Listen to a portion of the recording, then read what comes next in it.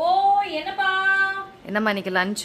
இன்னைக்கு நம்ம வீட்ல சூப்பரான லஞ்ச். இதுக்கு முன்னாலாம் நான் அப்படிதான் செய்வேன். முன்னெல்லாம் ஒரு வாரத்துல ஒரு தடவையாவது அந்த மாதிரி லஞ்ச் பண்ணிடுவேன், மினி மீல்ஸ்ன்னு சொல்லிட்டு. அதுல இன்னும் கொஞ்சம் ஆட் பண்ணுவேன். இப்போ கொஞ்சம் டைம்ல வேலைக்கு போயிட்டு வந்து லேட்டாச்சு. இன்னைக்கு வெயில் வேற ஓவர் வெயிலுப்பா. தேங்காய் விலை ரொம்ப விலை விற்கிதுப்பா. உங்க ஊர்லாம் தேங்காய் விலை என்னன்றது சொல்லுங்க. 3 தேங்காய் 100 ரூபான்னு வாங்கிட்டு வந்தேன். ஆமா, ரொம்ப ஹைப்பரா விற்கிது தேங்காய் விலை. சரி வாங்க நம்ம வீட்டுல என்ன லஞ்சுன்னு பாத்திரலாம். நம்ம அதுக்குள்ள நம்ம உறவான சஞ்சய் அவருக்கு இனிய பிறந்தநாள் வாழ்த்துக்கள் தாங்க. பல்லாண்டு பல நூறாண்டு வாழணும். நீங்க வாங்க பாக்கலாம். இன்னைக்கு வந்து நம்ம மினி மீல்ஸ் மாதிரி பண்ணிட்டேன்ப்பா. நம்ம குப்தா ஸ்வீட்ஸ்ல வைக்கிற மினி மீல். அதுல வந்து சப்பாத்தி வைப்பாங்க. நம்ம வீட்டுல சப்பாத்தி கூட நான் வைக்கல. சாம்பார் சாதம். இது வந்து பிசபெல்லா பாத்தா அது வச்சாச்சு. அப்புறம் வந்து பாத்தீங்கன்னா புளி தாளிச்சு புளி சாதம் செஞ்சிருக்கேன். அந்த தாளிச்ச புளி அங்க இருக்குது, நான் அப்புறமே உங்களுக்கு காட்டுறேன். அந்த மாதிரி தாளிச்சு வச்சுட்டோம்னா நம்மளுக்கு எவ்வளவு வேணா நம்ம புளி டக்குன்னு சமையம் இல்லையா, புளி சாதத்தை போட்டுடலாம். ஜீரக சம்பா ரைஸ்ல செஞ்ச அப்படியே வந்து ஒரு குஸ்காப்பா.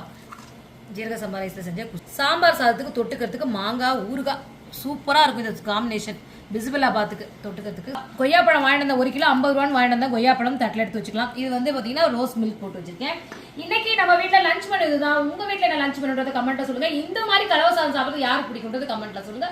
வாங்க சாப்பிடலாம்.